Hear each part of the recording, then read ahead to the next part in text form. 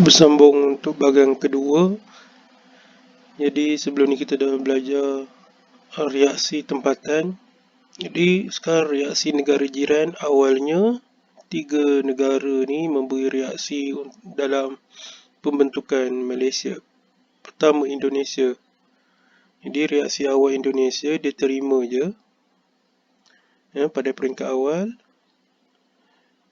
Menteri Luar Indonesia mengalu-alukan idea pembentukan Malaysia. Negara kedua, Filipina.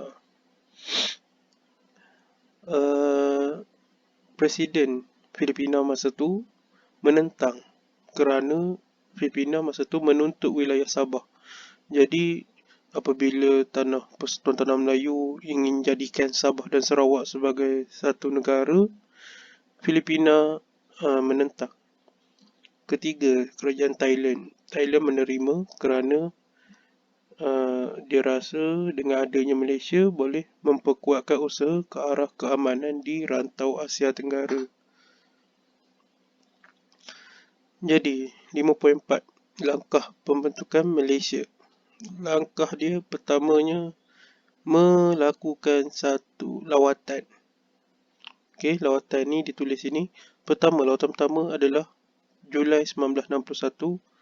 Tunku Abdul Rahman melawat Sarawak dan Brunei untuk meninjau sama ada pemimpin di situ nak tidak bergabung dengan Persekutuan Tanah Melayu menjadi Malaysia.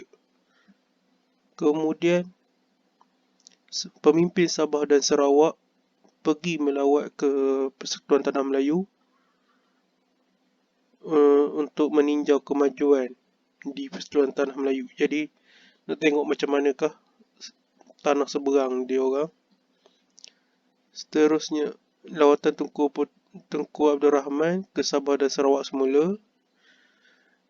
Dan last sekali lawatan rombongan Dr. Burhanuddin Al-Hamid dan Ghaffar Baba ke Sabah dan Sarawak.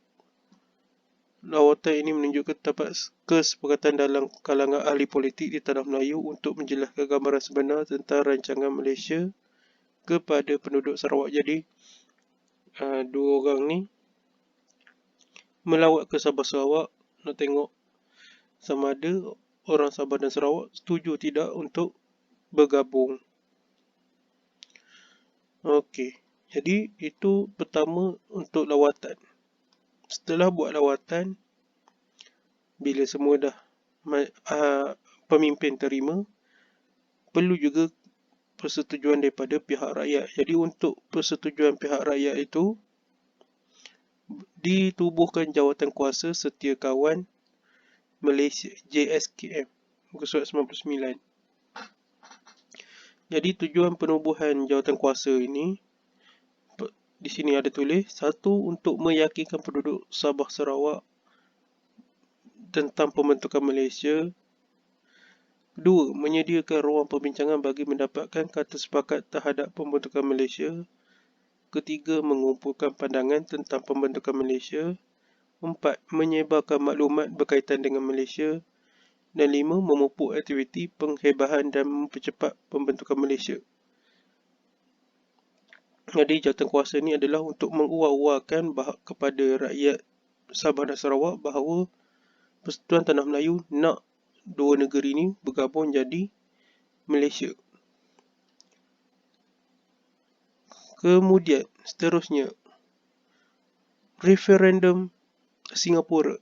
Jadi referendum Singapura ni adalah perbincangan antara Persekutuan Tanah Melayu dengan pemimpin Singapura yang menyatakan hasrat untuk menjadikan Singapura sebahagian daripada Malaysia. Jadi kalau tengok di sini, satu referendum diadakan di Singapura. Referendum ni maksudnya perjumpaan lah, perbincangan, pada awal September 1962, menyatakan bentuk pilihan Singapura menyertai Malaysia. Keputusan referendum ni Singapura bersetuju untuk masuk Malaysia. Okey, seterusnya rundingan London. Jadi tak boleh terus buat negara tanpa, masa tu belum merdeka lagi, belum bebas lagi daripada tu. Jadi untuk membuat Malaysia ni, berbincanglah dengan kerajaan British. Jadi pergi ke London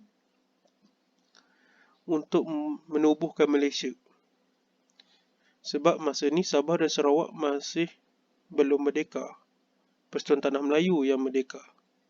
Jadi untuk mengambil Sabah dan Sarawak daripada British perlu berbincang dengan pihak British. Jadi hasil daripada berbincang tu, British dan Persatuan Tanah Melayu setuju untuk buat satu Suruhanjaya. Suruhanjayanya adalah Suruhanjaya Kobok. Suruhanjaya Kobok ni adalah Suruhanjaya yang ditubuh untuk sini tugas dia. Untuk menyatakan 2/3 penduduk menyokong pembentukan Malaysia, mengesyorkan agar Perlembagaan Persatuan Tanah Melayu dijadikan asas Perlembagaan Persekutuan yang baru, mencadangkan kuasa autonomi dan jaminan khas diberi pada Sarawak dan Sabah yang tidak boleh dipinda atau dibatalkan oleh Kerajaan Persekutuan tanpa mendapat setujuan daripada kerajaan negeri berkenaan. Okey, ini jadi Suruhanjaya ini ditubuhkan untuk satu, untuk membuat undang-undang ataupun membuat orang kata membuat perlembagaan yang baru, Perlembagaan Malaysia. Sebelum ni perlembagaan hanyalah Perlembagaan Persatuan Tanah Melayu. Tapi bila dah Sabah dan Sarawak masuk, perlukan undang-undang yang baru.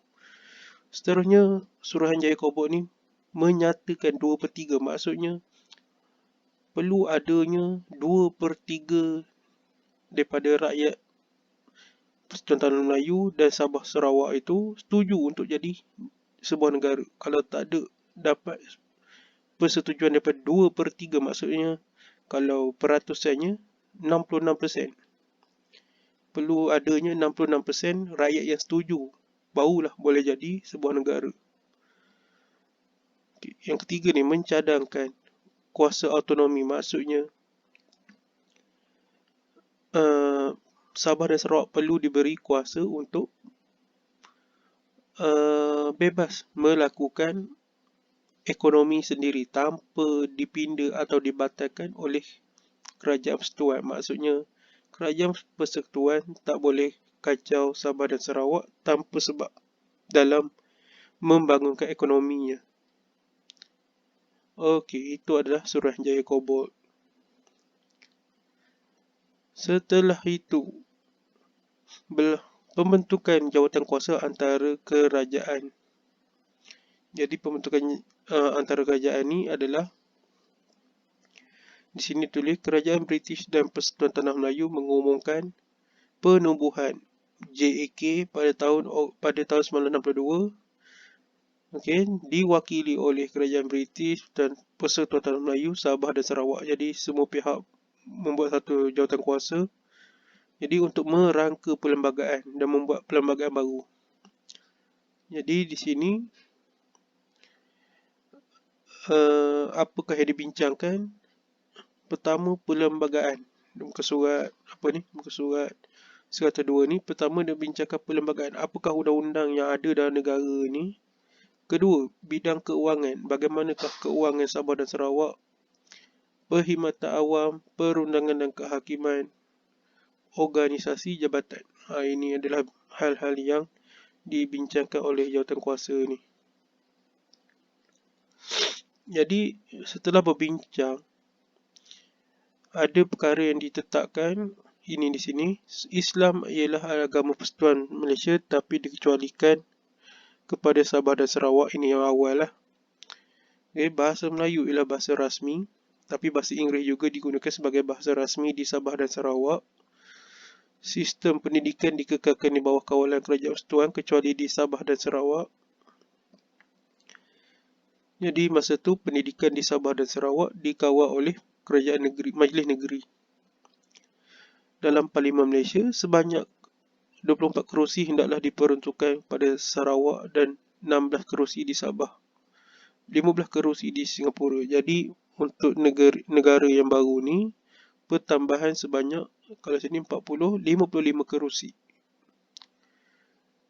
Kuasa imigresen terletak di bawah Kerajaan Persekutuan, tapi Sabah dan Sarawak diberi kuasa tersendiri untuk mengendali hal ehwal imigresen. Okay, itu adalah perbincangan yang dihasilkan oleh jawatan kuasa antara kerajaan. Nanti kita akan sambung 5.5. Okey, cukup di sini dulu.